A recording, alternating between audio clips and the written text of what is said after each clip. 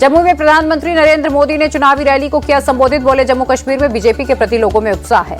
PM बोले जम्मू कश्मीर के लोग 3 खानदान से त्रस्त है, जनता यहां पर बीजेपी की सरकार चाहती है। पीएम मोदी ने कहा जम्मू कश्मीर के लोग आतंकवाद और अलगाववाद नहीं चाहते, यहां के लोग शांति और अमन चाहते हैं। मोदी बोले पहले 2 चरणों में बीजेपी के पक्ष में जबरदस्त वोटिंग हुई, पहली बार जम्मू कश्मीर में लोगों की इच्छा वाली सरकार बनने जा रही।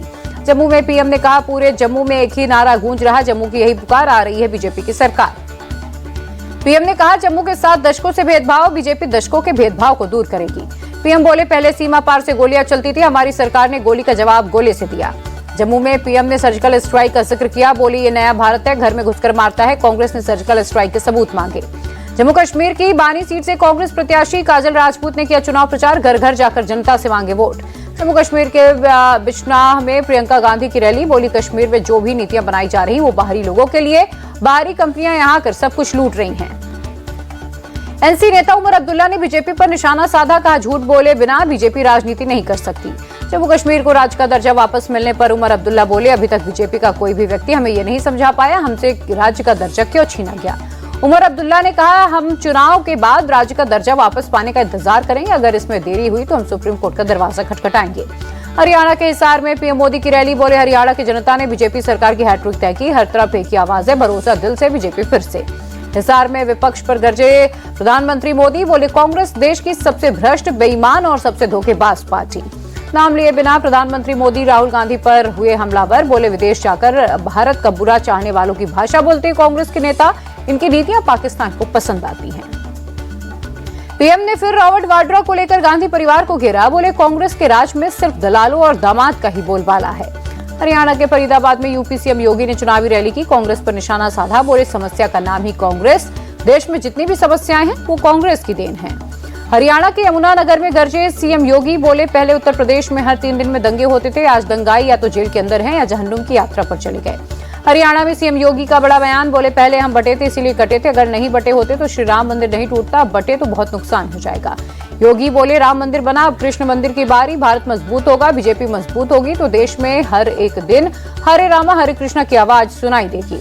हरियाणा के कलायत में अरविंद केजरीवाल का जन संबोधन, बोले हरियाणा से निकलकर आपके बेटे ने पूरी दुनिया में आपका नाम रोशन किया है।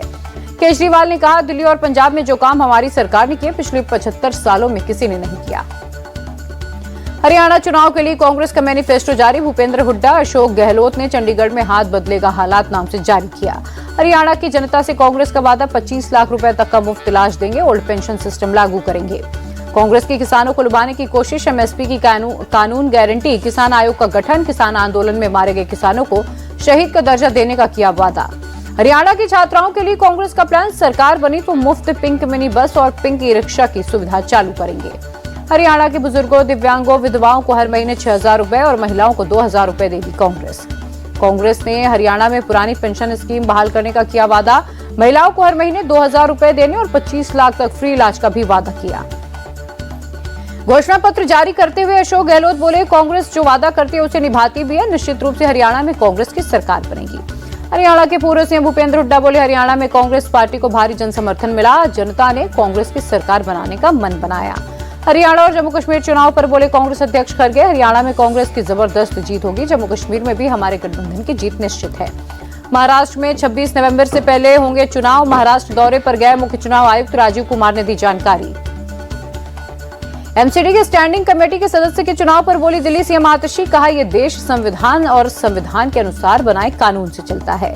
सीएम आतिशी बोली बीजेपी लगातार संविधान की धज्जियां उड़ा रही, कल गैर कानूनी चुनाव हुए उसमें एलजे और बीजेपी ने लोकतंत्र की धज्जियां उड़ाई। संजौली की मस्जिद के अवैध निर्माण पर फिर हुआ बवाल, शिमला समेत पूरे हिमाचल प्रदेश में सड़कों पर उतरे हिंदू संगठन। हिंदू संगठनों का सुक्खू सरकार पर लीपापोती का आरोप, मस्जिद के बाहर सुरक्षा के कड़े इंतजाम। दिल्ली शाहीदगाह के पास निर्माण कार्य फिर हुआ शुरू, डीडीए पार्क में लगनी है रानी लक्ष्मीबाई की प्रतिमा। जुमे की नमाज के चलते कल रोक दिया गया था काम, एमसीडी ने आज फिर मूर्ति शिफ्ट का काम शुरू किया। ओडिशा के भद्रक हिंसा मामले में पुलिस का एक्शन, पुलिस ने 9 लोगों को हिरासत में लिया, इलाके में धारा 163 हुई लागू। जबलपुर में निर्माणाधीन मस्जिद को लेकर हंगामा, वीएचपी और बजरंग दल का प्रदर्शन, गायत्री मंदिर की जमीन पर अतिक्रमण का आरोप। नोएडा के सेक्टर 62 में भूटानी बिल्डर के एक निर्माणाधीन प्रोजेक्ट पर बड़ा हादसा होते होते टला, बिल्डिंग के शीशे की सफाई के समय ट्रॉली की अचानक रस्सी टूटी। ट्रॉली की रस्सी टूटने से खतरे में पड़ी 2 मजदूरों की जान, वक्त रहते दोनों को बचाया गया। सफाई के दौरान मजदूरों ने नहीं पहन रखी थी सेफ्टी बेल्ट। तेजस्वी यादव के ट्वीट पर बोले बिहार के मंत्री मंगल पांडे, वे ट्वीट करने के अलावा करते ही क्या है, उन्हें बिहार से कोई लेना देना नहीं है।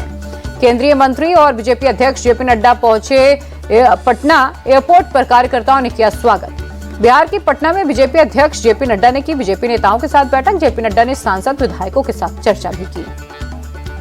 मुंबई यूनिवर्सिटी के चुनाव में शिवसेना यूबीटी की जीत पर बोले संजय राउत, ये जीत से साफ हुआ कि महाराष्ट्र का युवा शिवसेना उद्धव गुट के साथ है। गोवा के सीएम प्रमोद सावंत ने लगाया जनता दरबार, रविंद्र भवन में सुनी लोगों की समस्याएं। झारखंड विधानसभा चुनाव में जेडीयू और एजेएसयू के साथ गठबंधन करेगी बीजेपी, झारखंड के प्रभारी और असम सीएम हेमंता ने किया ऐलान। मध्य प्रदेश के सीएम मोहन यादव ने भोपाल में अधिकारियों के साथ की बैठक, बीज की उपलब्धता एवं वितरण को लेकर समीक्षा बैठक। कांग्रेस महासचिव केसी वेणुगोपाल से मुलाकात पर बोले हिमाचल के मंत्री विक्रमादित्य सिंह। केसी वेणुगोपाल के साथ सकारात्मक चर्चा हुई, नेम प्लेट विवाद समेत कई मुद्दों पर बात की। इस्तीफे की खबरों पर बोले विक्रमादित्य, ये चंदू खाने की खबरें, इन खबरों पर प्रतिक्रिया देने की जरूरत नहीं। नेम प्लेट विवाद के बीच हिमाचल कांग्रेस अध्यक्ष प्रतिभा सिंह का बयान, बोली हम पार्टी आलाकमान के आदेशों को मानते हैं, कुछ तत्व बेवजह ही मुद्दा उठाते हैं। मुंबई में वक्फ संशोधन बिल को लेकर हुई जेपीसी की बैठक में हाथापाई, पुलिस ने बीएनएस की धारा 196, 115(2) समेत कई धाराओं में केस दर्ज किया। कर्नाटक के मुख्यमंत्री सिद्धरामैया के खिलाफ एफआईआर, मुडा केस में लोकायुक्त ने दर्ज की एफआईआर। कोलकाता में टीएमसी नेता अभिषेक बनर्जी के नाम का इस्तेमाल कर धोखाधड़ी का मामला, अभिषेक बनर्जी के ऑफिस ने पुलिस में शिकायत की।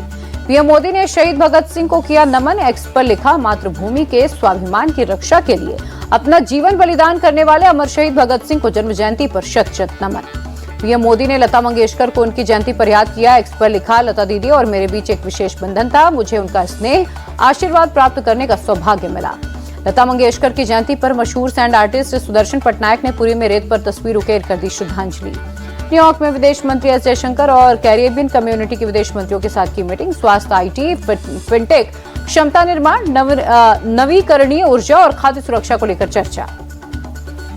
न्यूयॉर्क में विदेश मंत्री एनरिक रीना के साथ भारत CELAC विदेश मंत्रियों की बैठक, इंफ्रास्ट्रक्चर, स्वास्थ्य, स्वच्छ ऊर्जा, क्षमता निर्माण पर हुई चर्चा।